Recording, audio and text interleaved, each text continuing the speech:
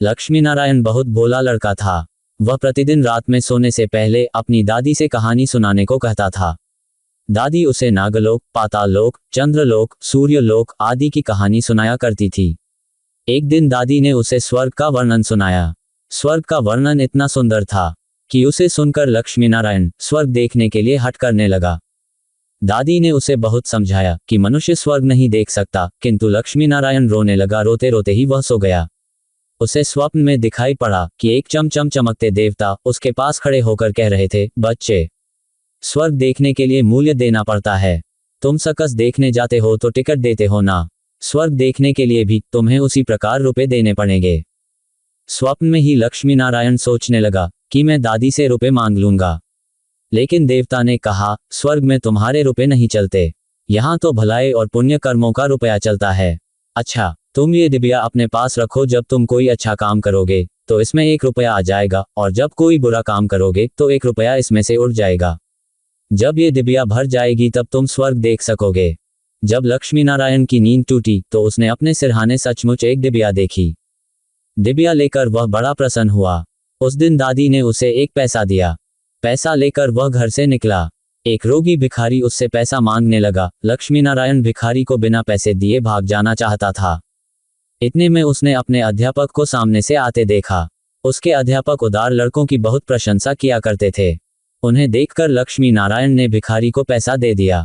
अध्यापक ने उसकी पीठ ठोकी और प्रशंसा की। घर लौटकर लक्ष्मी नारायण ने वह डिबिया खोली, किंतु वह खाली पड़ी थी। इस बात से लक्ष्मी नारायण को बहुत दुख हुआ। वह रोते रोते सो गया।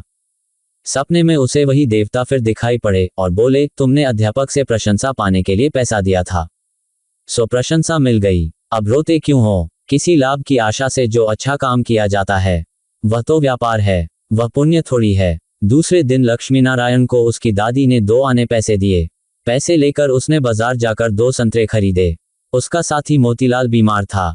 बाजार से लौटते समय वह अपने मित्र को देखने उसके घर चला गया। मोतीलाल को देखने उसके घर वैद्य आए थे। वैद्य जी ने दवा देकर मोतीलाल की माता से कहा, इसे आज संतरे का रस देना। मोतीलाल की माता बहुत गरीब थी। वह रोने लगी और बोली, मैं मजदूरी करके पेट भरती हूँ। इस समय बेटे की बीमारी में कई दिन से काम करने नहीं जा सकी। मेरे पास संतरे खरीदने के लिए 1 पैसा भी नहीं है। लक्ष्मी नारायण ने अपने दोनों संतरे मोतीलाल की मां को दिए। वह लक्ष्मी नारायण को आशीर्वाद देने लगी। घर आकर जब लक्ष्मी नारायण ने अपनी डिबिया खोली तो उसमें 2 रुपये चमक रहे थे। एक दिन लक्ष्मी नारायण खेल में लगा था। उसकी छोटी बहन वहां आए और उसके खिलौनों को उठाने लगी। लक्ष्मी नारायण ने उसको रोका। जब वह नहीं मानी तो उसने उसे पीट दिया। बेचारी लड़की रोने लगी। इस बार जब उसने डिबिया खोली तो देखा कि उसके पहले के इकट्ठे कई रुपए उड़ जाते हैं। उसे बड़ा पश्चाताप हुआ। आगे से उसने कोई बुरा काम नहीं करने का पक्का निश्चय कर लिया। लक्ष्मी नारायण पहले रुपए के लोभ से अच्छा काम करता था।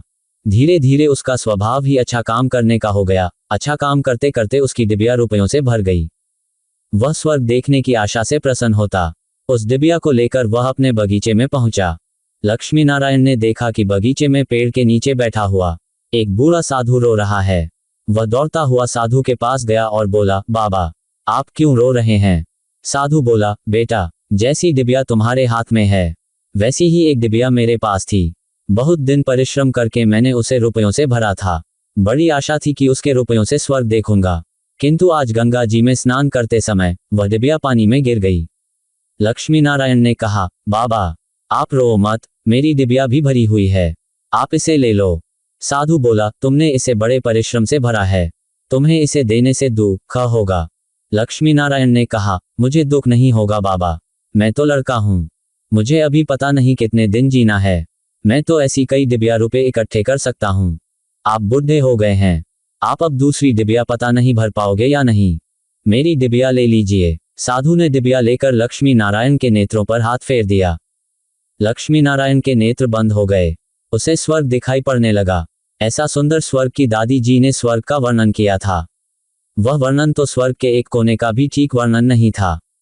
जब लक्ष्मी नारायण ने नेत्र खोला तो साधु के बदले स्वप्न में दिखाई पड़ने वाला वही देवता उसके सामने प्रत्यक्ष खड़ा था। देवता ने कहा, बेटा, जो लोग अच्छे काम करते हैं स्वर्ग उनका घर बन जाता है।